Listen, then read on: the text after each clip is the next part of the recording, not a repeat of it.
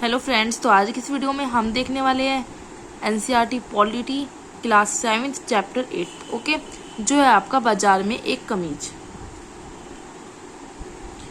कुछ नहीं है इतना इस चैप्टर में कि आप समझो, बस थोड़ा बहुत ही एक आधी चीज़ है। ठीक है, तो चलिए स्टार्ट करते हैं। आंध्र प्रदेश के कुन्नूर के एक छोटे से किसान की बात इस चैप्टर में कही गई है।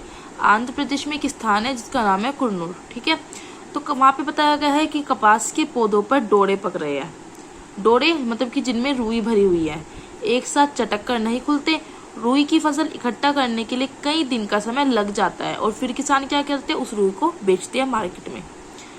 कपास की खेती में अधिक निवेश की आवश्यकता होती है, जैसे उर्वरक चाहिए होता है, कीटनाशक चाहिए होता है, तो किसानों को इन खर्चों को पूरा करने के लिए उधार लेना पड़ता है। तमिलनाडु में सप्ताह में 2 बार लगने वाला इरोड का कपड़ा बाजार, किसका? इरोड का कपड़ा बाजार तो तमिलनाडु में लगता है, वो भी वीक में 2 टाइम। ठीक है, संसार के विशाल बाजारों में से एक है। इस बाजार में कई प्रकार का कपड़ा बेचा जाता है। दक्षिणी भारत के शहरों के अन्य व्यापारी भी इस बाजार में कपड़ा खरीदने आते हैं। एक दादन व्यवस्था बताई गई है। पुटिंग आउट सिस्टम क्या है?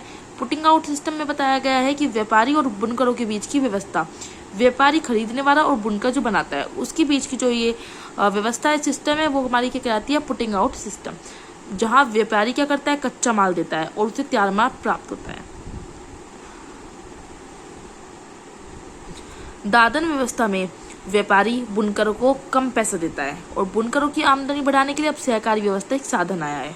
सहकारी व्यवस्था में क्या है कि जिन लोगों के हित समान वे साथ में काम करते हैं। सहकारी संस्था विक्रय का भी कार्य करती है, मतलब बेचने का भी कार्य करती है कि बुनकरों को कपड़े का उचित मूल्य मिल पाता है, क्योंकि व्यापारी तो बहुत कम दाम देता था। लेकिन अब क्या होता है, अब उसकी व्यापारी की भूमिका यहाँ पे समाप्त हो गई, तो बुनकरों को कपड़े का उचित मूल्य मिलता है। तमिलनाडु में सरकार स्कूल में निःशुल्क गणवेश योजना चलाती है। सरकार इसके लिए पावर रूम बुनकरों की सहकारी संस्था से कपड़ा लेती है, ये याद रखने वाली बात है। एक यहाँ पे वर्ड दिया गया है जिनिंग मिल। जिनिंग मिल में क्या है? फैक्ट्री। इस फैक्ट्री में क्या होता है, अब रुई के गोलों से बीज अलग होता है, धागा बनाने के लिए भेजते हैं और फिर रुई को दबाकर भी क्या करते हैं? गट्ठर बनाते हैं। ठीक है,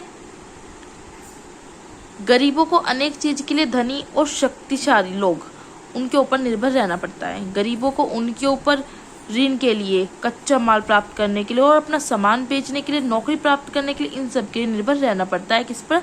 धनी और शक्तिशाली लोगों पर। इस निर्भरता के कारण ही बाजार में गरीबों का शोषण होता है और इन समस्याओं को समाधान करने के रास्ते भी है, जैसे उत्पादक मिल कर और सहकारी संस्थाएं बनाए, कानूनों का दृढ़ता से पालन हो।